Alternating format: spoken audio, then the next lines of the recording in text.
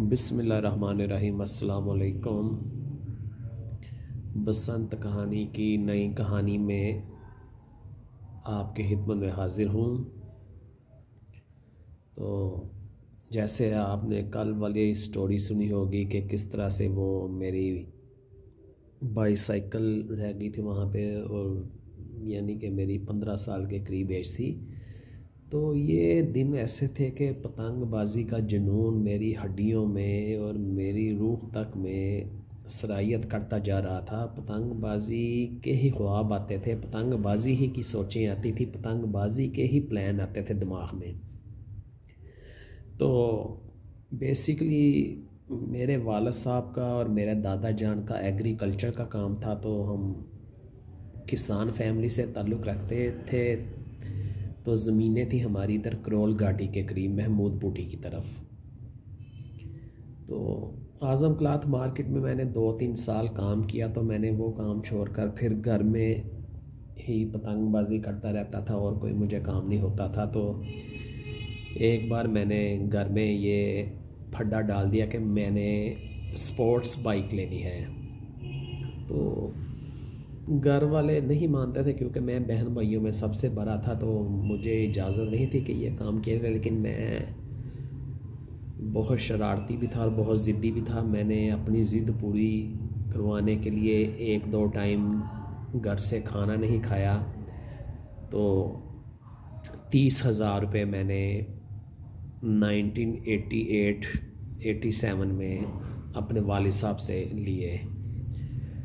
तो यहाँ से मैकलोर रोड पर गए, तब वो यहाँ पर पाकिस्तान में ट्रेल मोटरसाइकिल का बहुत ज़्यादा रिवाज था और ट्रेंड था, और ये यूज्ड ही यहाँ पर आती थी। नई तो खैर बहुत महंगी थी, लेकिन यूज्ड में ये थी कि आपको 25, 30, 35, 40 हज़ार रुपये तक, वो डिपेंड करता है उसकी कंडीशन कैसी है और मॉडल कौन सा है, तो मिल जाती थी। मैं वो लेने गया, मोटरसाइकिल मुझे पसंद कोई नहीं। चलते चलते हाल रोड के करीब पहुंच के मैकलोर रोड से, तो हाल रोड पे पाकिस्तान में डेक्स जो सिस्टम था वो नया नया इन हो रहा था। टेप रिकॉर्डर की जगह डेक ले रहे थे, तो वो मुझे वहाँ पर एक पाइनियर का डेक पसंद आ गया, जो बहुत ही ज़बरदस्त किस्म का था और बिल्कुल लेटेस्ट था। तो जनाब मैं मोटरसाइकिल को बोल कर वो डेक मैंने ले लिया 9,500 रुपये का। 30,000 मुझे घर से मिले थे। अब मेरे पास 20,500 रुपये उसमें से बचे हुए थे। तो उन दिनों में डोर का पिन्ना तकरीबन 200 से लेके 225 रुपये तक का पिन्ना बन जाया करता था, 10 गोट का। मैंने जनाब उन पैसों में से कोई 5 टिकट के 4 पिन्ने लगवाए, कोई 5 पांडे के 4 पिन्ने लगवाए, कोई 8 चेन के 2-3 पिन्ने लगवाए। इस तरह कर करा के मैंने कोई 30 के करीब पिन्नियाँ लगवा ली। अब मेरी एज छोटी थी, 15-16 साल एज थी, और 30 पिन्नियाँ लगवाना, वो डोरों वाले भी परेशान कि ये रोज़ाना ही 3-4 पिन्ने लगवाने के लिए आ जाता है। तो पता नहीं अब ये कहीं से पैसे एंटी करके लाता है या क्या वजह। वो बहरहाल डोरे डोरे लग गई, पतंगबाजी का जुनून मुझे चढ़ता गया। तरीका भी नहीं आता था पेच करने का, पेच करना आहिस्ता आहिस्ता सीखा, फिर थोड़ा सा हाथ सेट हुआ, जुनून शुरू से ही था। उन्हीं दिनों में मेरे एक दोस्त थे जो कि स्टेट लाइफ के एम्प्लॉयड थे। तो वहाँ पर गंगाराम के करीब क्वींस रोड पर उसका ऑफिस था स्टेट लाइफ का। तो कभी 2-3-4 दिन के बाद उससे मिलने के लिए जाता था। तो उस बिल्डिंग की छत पे खड़े होकर यहाँ पे मेसन रोड पे, लॉरेंस रोड गंगाराम पे, यहाँ पर बट बैटरियों वाले और बाबा रज़ी साहब की बहुत गेम हुआ करती थी। और ये आप कह सकते हैं कि मिंटो पार्क के बाद लाहौर की बेस्ट पतंगबाजी की गेम जो होती थी वो यहाँ पर होती थी। हालांकि पतंगबाजी तो ये असम्बली हॉल ग्राउंड में भी होती थी, लेकिन जिस लेवल की पतंगबाजी ये लॉरेंस रोड पर होती थी, एक तो पतंग बहुत हाई क्वालिटी की यहाँ पे उड़ती थी, और इनका पेच यानी कि इनका वाया इतना ज़्यादा होता था कि 3-4 गोट के बाद तो इनकी आपस में पतंगों की सलाम दुआ होती थी, यानी कि ये पतंगें एक दूसरे के करीब आती थी। और दूसरा, यहाँ की गेम की सबसे बढ़िया क्वालिटी ये थी कि यहाँ पर फाउल नहीं खेला जाता था। बेहतरीन किस्म की पतंगबाजी, अच्छी से अच्छी पतंग, अच्छी से अच्छी डोर उड़ती थी। और हम वहाँ पे वो स्टेट लाइफ की जो ऑफिस था उसकी बिल्डिंग की छत पे खड़े होकर ये पेचे देखा करते थे। कभी ऐसा भी होता था कि हवा उल्टे रुख की हो तो इस बिल्डिंग के ऊपर भी कभी पतंगें आ जाती, लेकिन मोस्टली ये जो हवा होती थी ये चिड़ियाघर वाली साइड पे ही होती थी, उधर से चाइना चौक की तरफ। तो बड़े बड़े लंबे पेच जाया करते थे, बड़ी बड़ी खूबसूरत पतंगें उड़ती थी। वहाँ पतंगों के डिज़ाइन देख देख के दिल में होना कि काश मेरे पास भी इस डिज़ाइन की पतंग हो, काश ऐसी पतंग मैं भी इस्तेमाल कर सकूँ। तो वो फिर गेम यानी कि लाहौर में फैलती जा रही थी। उसके बाद ये कज़ाफ़ी स्टेडियम में पतंगबाज़ी शुरू हो गई, फैसल टाउन ग्राउंड में शुरू हो गई, चुबुर्जी ग्राउंड में पतंगबाज़ी शुरू हो गई। इसके अलावा आप कह सकते हैं गुलशन रावी में बड़ी हाई लेवल की पतंगबाज़ी होती थी। और ये इधर डिफेंस वाली साइड पे आप कह सकते हैं, शालामार बाग वाली साइड पे कह सकते हैं। तो पतंग का जो था एक सिस्टम, वो लाहौर शहर पुराना छोड़कर नई आबादियों में भी बहुत तेज़ी से शिफ्ट होने लग गया था और पतंगबाज़ी बहुत ज़्यादा फैल चुकी थी, क्योंकि पतंगबाज इतने ज़्यादा हो चुके थे कि हाली मिंटो पार्क तो बहुत ही नाकाफ़ी था, क्योंकि वहाँ पर पेच ही हिस्से नहीं आता था।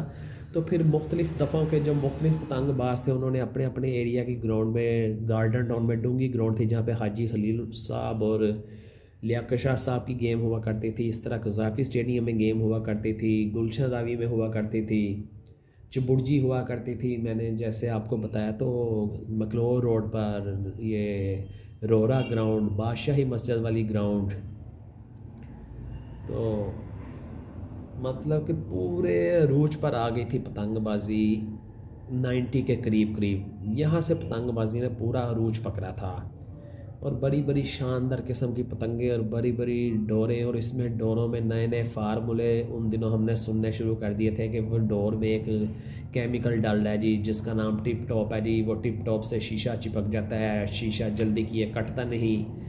तो ये सारे मामलात हो गए थे पतंगबाज़ी में। यानी कि ये जिस कदर पतंगबाज़ी में जिद्दत आ रही थी, ये समझे कि वो जिसका कहते हैं कि पतंगबाज़ी की मौत के दिन करीब आ रहे थे। तो जैसे सुना जाता है और ये ज़ुबान ज़दाम है, ये मुहावरा के अरूज को ही ज़वाल है। तो पतंगबाज़ी अपने मुकम्मल अरूज पर आ चुकी थी, यानी कि अब इसके ज़वाल का वक्त अनकरीब शुरू होने ही वाला था। तो मैं भी अपनी छत पर पेचे लगाया करता था और मेरे लिए सबसे बड़ी प्रॉब्लम ये थी कि छोटा भाई जो मुझसे छोटा था वो उस वक्त 10-11 साल का था। तो वो पिन्ना सम टाइम सही तरह से पकड़ लेता था, सम टाइम तेज़ हवा में नहीं पकड़ सकता था, पिन्ना हाथ से गिर भी जाता था। या फिर मैं ये करता था कि पिन्ने को इस एंगल से रखता था और ज़मीन पर बैठकर अकेला ही पेचा लगाता था। अगर पेचा काट लिया, पतंग को दमियाँ देनी, फिर उसको थोड़ा सा उतारना, कील के साथ लपेटना, पिन्ने की 2 पीढ़ियाँ करनी, फिर थोड़ी सी पतंग उतारनी। लेकिन वो जुनून बजाय कम होने के वो जुनून बहुत ज़्यादा बढ़ता गया। फिर स्कीम नंबर 2 में पेच शुरू हो गए। वहाँ पर फिर वो मेरे पतंगबाज दोस्त बनने शुरू हो गए लड़के, जिसमें मेरी टीम में मेरे उस्ताद भाई थे जलानी, वाजद साईं, मुल्ला, बिल्लू, सुहेल। इस वक्त वहाँ पे टीम लंदन में है, लंदन। शकील भट्ट थे, दोस्त थे मेरे, उनसे भी अलैक्स लैक थी, वो इस वक्त कनाडा में होते हैं। तो यार दोस्त पतंगबाज वो फिर आहिस्ता आहिस्ता कुछ बैरून मुल्क चले गए। फिर वो पतंगबाज़ी पे सख्ती आनी शुरू हो गई। 5-7 साल तो खूब मौजें की।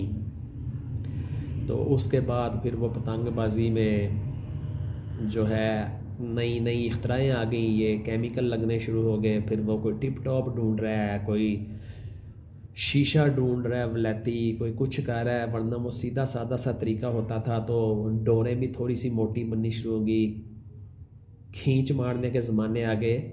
मेरे स्कूल के ज़माने में मेरा एक क्लास फेलो था ग़ुलाम मुस्तफ़ा, तो वो मुझे अक्सर कहा करता था कि मेरा बहनोई भी बड़ा पतंगबाज है, तो बड़े शानदार पेच लगाता है, कभी मेरे साथ चलना मैं तुम्हें मिंटो पार्क में दिखाऊंगा।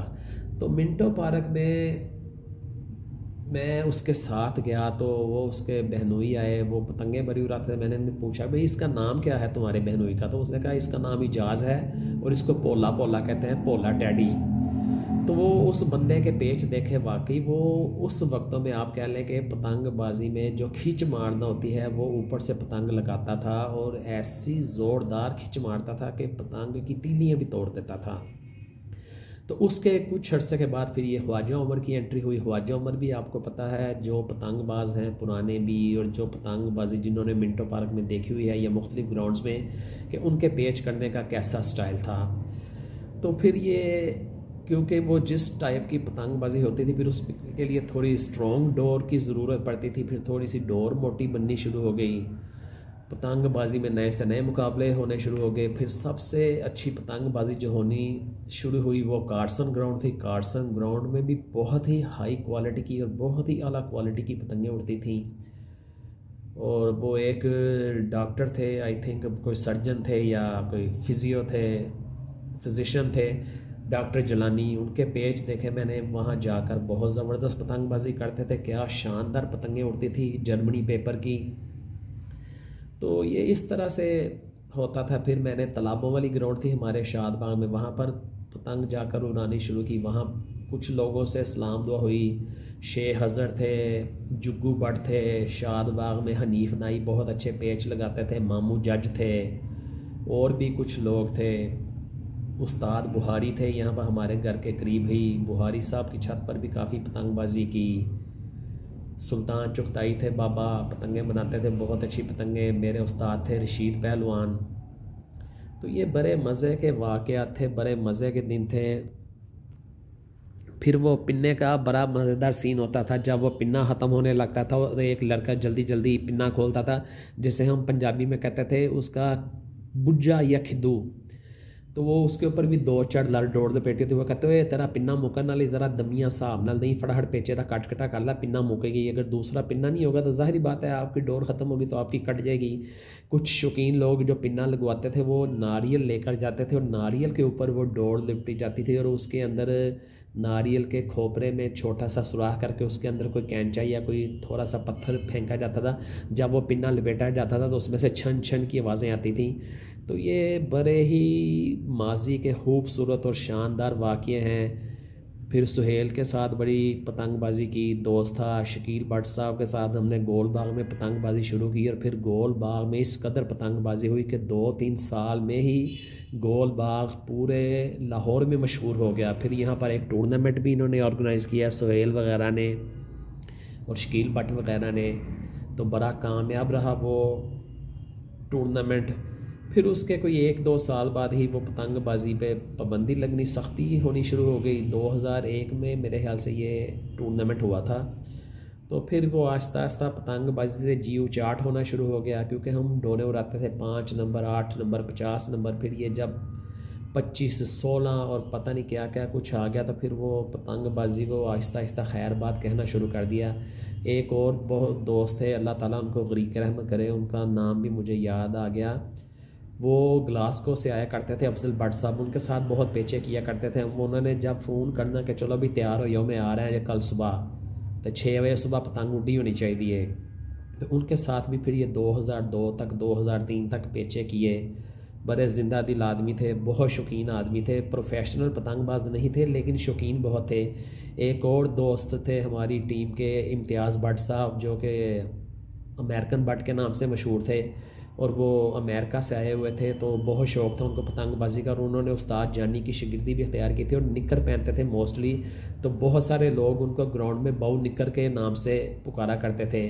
उनके पास हाफिज़ नवाज़ की पतंगें, उस्ताद जानी की पतंगें, हाजी अकरम की पतंगें और बड़ी बड़ी यानी कि अच्छी पतंग और जर्मनी पेपर और वलैती धागे, और बहुत शौकीन आदमी थे। हाथों के वो इतने मजबूत नहीं थे, यानी कि 2-3 पेच ही कर सकते थे, लेकिन शौक़ उनको बहुत ज़्यादा था। तो और भी मेरे बहुत सारे दोस्त हैं जिनका किसी और अगली किस्त में आपसे इंट्रोडक्शन करवाऊंगा, क्योंकि ये बात बहुत लंबी हो जाती है। तो ये इस तरह से लाहौर की पतंगबाजी थी और लाहौर के ये रंग थे। तो आप मुझे इजाज़त दीजिए और मेरे चैनल को सब्सक्राइब कर लीजिए ताकि आपको मज़ेदार स्टोरी बर वक्त मिल सके, और बेल आइकन लाजमी प्रेस कर लीजिए तो आपके कमेंट्स का इंतज़ार रहेगा। मुझे इजाज़त दीजिए। अल्लाह हाफिज़।